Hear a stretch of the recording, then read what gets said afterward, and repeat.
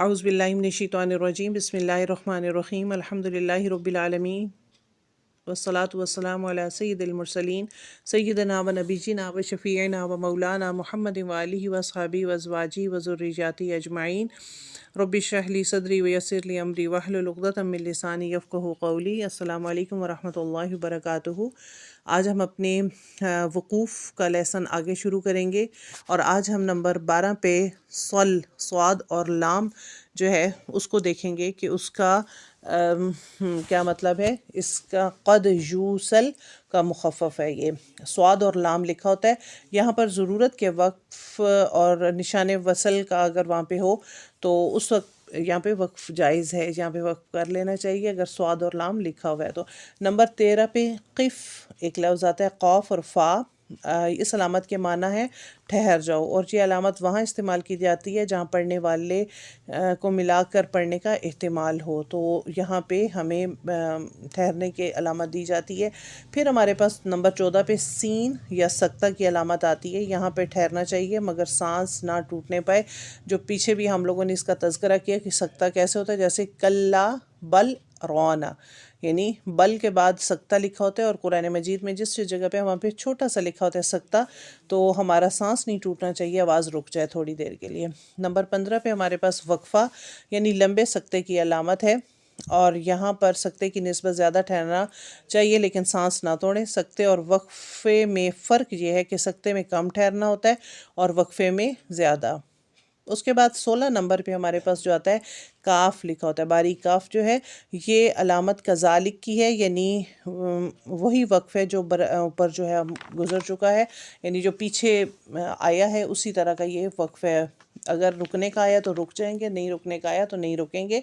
17 number پہ ہمارے پاس ایک نشان، یعنی عربی میں جو جیسے 5 لکھتے ہیں اس طرح سے لکھا ہوا آتا ہے، اور یہ مختلف علیہ کی علامت ہے۔ بعض قراء کے نزدیک آیت ہے اور بعض کے نزدیک نہیں۔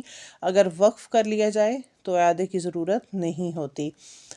نمبر 18 پہ ہمارے پاس جو وقف ہے وہ 3 نقطے آتے ہیں، یہ 3 نقطے علامت معانقہ کے ہیں، اور طریقہ اس کے پڑھنے کا یہ ہے کہ پہلی جگہ وقف کریں اور دوسری جگہ ہم وصل کریں گے۔ یہ ایک ساتھ 2 جگہ پہ آتے ہیں، یعنی ایک لفظ پہ آیا پھر 2-3 لفظ کے بعد پھر یہ نشان آتا ہے جو 3 نقطے والا ہے، تو یا پہلے پہ رکیں گے یا دوسرے پہ رکیں گے، دونوں پہ نہیں رکیں گے۔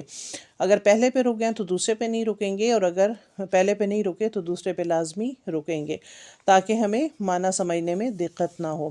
اس کے بعد ہمارے پاس 18 نمبر پہ وقف المنزل، اس کو وقف جبریل بھی کہتے ہیں۔ ایسی جگہ پر وقف کرنا مستحب ہے کیونکہ جبرائیل امین نے نزول وحی کے وقت جس جگہ پر وقف کیا وہاں حضرت نبی کریم صلی اللہ علیہ وسلم نے بھی وقف فرمایا، اور اس کا یہ معنی نہیں کہ اس جگہ وہی منقطع ہو گئی، بلکہ جبرائیل کے وقف کو یہ وقف منزل کہا جاتا ہے۔ پھر اس کے بعد ہمارے پاس نمبر 20 پہ وقف غفران جو ہے وہ آتا ہے۔ اس جگہ وقف کرنے سے امید بخشش ہے، اور وقف کرنے سے معنی کی وضاحت ہو جاتی ہے، اور زیادہ تر یہ اس جگہ پہ ہے جہاں پہ بخشش کی دعائیں بھی نبی کریم صلی اللہ علیہ وسلم نے مانگی، اور وہاں پہ ہم لوگ بخشش کی دعائیں اپنے لیے بھی کر سکتے ہیں جب قرآن مجید پڑھ رہے ہوتے ہیں، اور سننے والے پر بھی ایک اچھا اثر ڈالتی ہے یہ جب ہم اس طرح کی آیات سے گزرتے ہیں اور پھر وقف کر کے تو اپنے لیے بخشش کی دعائیں مانگتے ہیں۔ اس کے بعد ہمارے پاس ایک نشان عین جو کہ رکوع کی علامت ہے، اور اس کا یہ رکوع کا ہی مخفف ہے۔ ایک ہنسا عین کے اوپر ہوتا ہے جس سے معلوم ہوتا ہے کہ شروع سورہ سے یہاں تک اتنے رکوع ہو گئے، یعنی اگر آپ اپنے قرآن مجید کو کھولیں تو عین جو رکوع کی علامت ہے اس کے کچھ اوپر نمبر لکھے ہوتے ہیں، کچھ درمیان میں لکھے ہوتے ہیں اور کچھ نیچے لکھے ہوتے ہیں۔ تو جو اس کے اوپر الفاظ لکھے ہوتے ہیں اس کا مطلب ہے کہ شروع سورت سے یہاں تک اتنے رکوع ہو گئے ہیں، اور ایک ہنسا اس کے درمیان میں لکھا ہوتا ہے جو رکوع کی آیتیں بتاتا ہے کہ اس رکوع میں کتنی آیتیں ہیں، اور ایک ہنسا اس رکوع کے نیچے ہوتا ہے جو اس پارے سے لے کر یہاں تک کے رکوع کی تعداد بتاتا ہے۔ اللہ تعالیٰ ہمیں صحیح معنوں میں قرآن مجید کا فہم نصیب فرمائے، ہم سے راضی ہو جائے، اور جو بھی ہم سے غلطی کوتاہی ہو ہم معافی کے طلبگار ہیں، اللہ تعالیٰ ہم سب کو معاف فرما دے۔ سبحانک اللہم و بحمدک، نشہد ان لا الہ الا انت، نستغفرک و نتوب الیک۔